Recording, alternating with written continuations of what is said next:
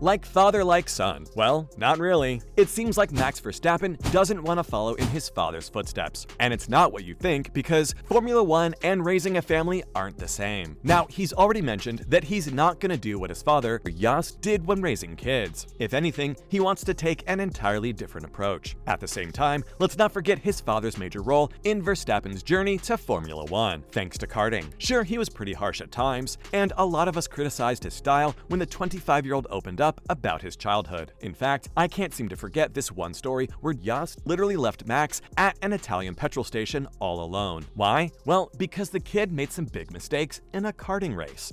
What happened? No, he's just unfair. I'm leading, he wants to pass, he pushed me, I push him back, and after he pushed me off the track.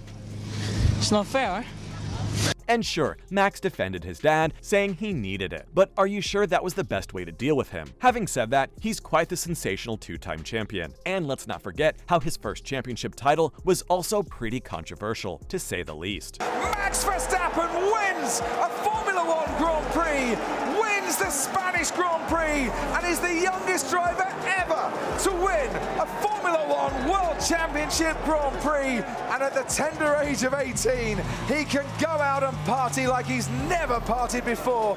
So maybe in a way, all that training played a major role in Max's success in Formula One. On the other hand, in an interview with Dutch newspaper De Limburger, Max revealed something that fans didn't expect. He wouldn't really do the same thing with his children. In fact, talking about kids, he said it's gonna be up to them to decide if they want to race. And even if they do, the kid won't be ready for Formula One in a couple of years. At the same time, he definitely admitted that it's easier to talk about this because he doesn't have kids yet. So it's definitely going to be different by the time kids come into the picture. But it seems like he agrees with fans when he says that Jost's passion went a little too far. If anything, he had everything prepared for Max. Tuning engines, preparing karts, you name it. There was definitely a lot of pressure coming in from Jost, even if his son wanted to make it to the F1 grid. On the other hand, Max isn't going to be pushy with his kids when it comes to racing. If they want to go for it, sure. If not, they can stick to whatever else they want to do. It's up to them. No one's going to be out there forcing the kids to continue their dad's legacy. On top of that, he also talked about how you can't just be out there on the F1 grid and expect to train your child at the same time. If anything, you gotta give it your 100% and start laying the foundation from the age of 4. And let's just say that Max really wants to be there himself. On the other hand, he also revealed that he's been keeping a close eye on how his father is doing in his own racing events. In fact, he always tells Jost to watch out, because as far as we know, Jost, the man, absolutely loves taking risks. But Max seems to think that you can have just as much fun even when you cut down the risk. And let's not forget that there have been a couple of accidents at the rally. If anything, you can write off at least one car every single year. And the races he drives are definitely much safer than some of the ones for the championship title. So every time the father comes through, Max has that big smile on his face mixed with some relief. But that's enough about Jost. Let's dig into Max's career, because it seems like one wrong call might have become the one blemish on Max Verstappen's near-perfect season. And what else could it be? Of course, it had to be that one act of recklessness that practically cost his teammate the opportunity to seal P2. And if you don't know what I'm talking about, here's the breakdown. Now, the F1 driver literally stormed to his second world title pretty easily after he won 15 of the 22 races last year. In fact, it was just Singapore and Brazil that couldn't witness the Dutchman registering a podium finish. Other than that, the 2022 season was pretty much perfect for Max. And unlike his first title-winning season, there weren't a lot of controversial moments, because let's face it, you gotta admit that Verstappen was pretty mature and consistent throughout the season. Or was he? After all, it seemed like things didn't really boil over at the penultimate race in Brazil. And that's right after Verstappen suddenly decided that he wasn't gonna let his teammate, Sergio Perez, through for 6th place. Here he goes.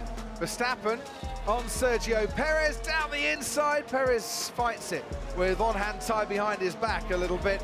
He wasn't going to put up too much defense. Now might be a good time to remind you that Verstappen didn't really have anything to lose. In fact, we all knew he was the world champion by this point, but Perez, on the other hand, was neck to neck with Charles Leclerc for P2. Leclerc goes across the rumble strip. Perez tries to get him on the outside of the final corner. Leclerc comes home to take second place ahead of Sergio Perez.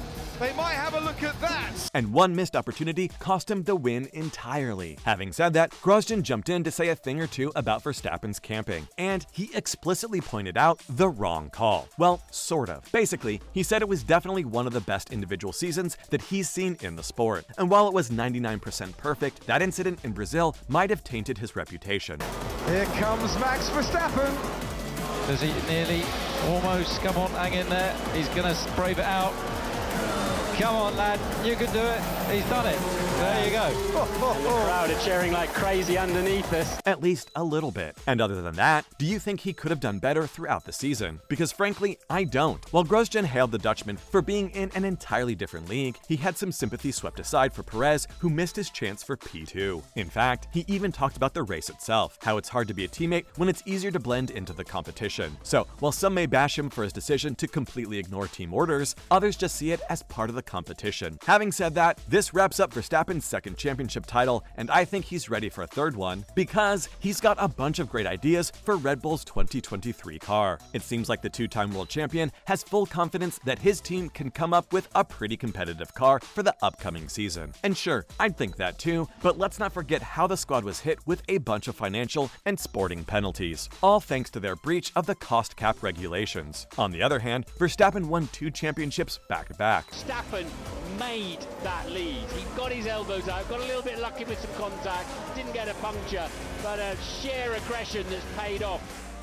Verstappen's leading 11. While the team grabbed their first Constructors' Championship title since 2013. Honestly, I'd say it was a pretty dominant performance by the driver and team as they kickstarted F1's new era of technical regulation. Having said that, now the team's gonna enter the new season with CFD limitations and wind tunnel testing restriction. Along with that, they've also paid about $7 million to the FIA. So, frankly, I'm not too sure if the team might be able to keep up with other top teams like Ferrari and Mercedes. As for Verstappen, he sees this as an extra punch of motivation to mark their place at the top of the F1 pecking order. And don't get me wrong, the Dutchman isn't taking the penalties lightly. If anything, I feel like he's trying to keep up the spirit of the team. And who wouldn't benefit from some extra motivation? Especially when your star driver is booming with new ideas for your 2023 car. Max, what has changed for you after winning your first title? Well, not a lot in general, but it's just that desire of like, I need to win or I want to win a championship. That was gone because I felt like now everything in F1 is achieved and everything that comes next, I said it at the time already, is like a bonus. And probably that takes a little bit of pressure away, but then people might mistake that with like you lose a bit of your motivation or whatever. But once you're at the top and you have that winning feeling, you want to keep on doing that, right? And I know every time